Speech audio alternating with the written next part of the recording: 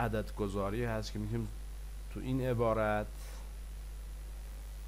عدد گذاری کنیم. هر عددی که راحت هست به جز این ریشه ها، چون ریشه ها رو بذارم بی نهایت میشه. میتونم عدد 2 رو بذارم، این وقت عدد 2 رو بذارم میشه 1/2 مساویه A2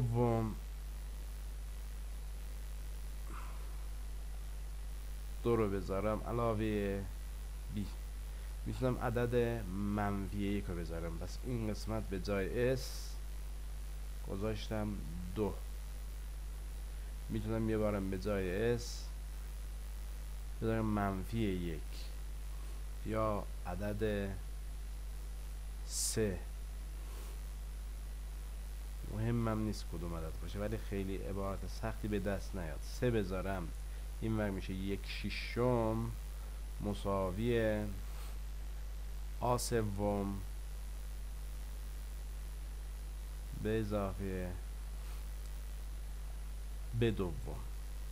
2 معادله 2 مفصول. دوباره به همان جواب میرسیم که از اینجا رسیدیم، ولی ساده ترین روشی که میتونیم A و B رو به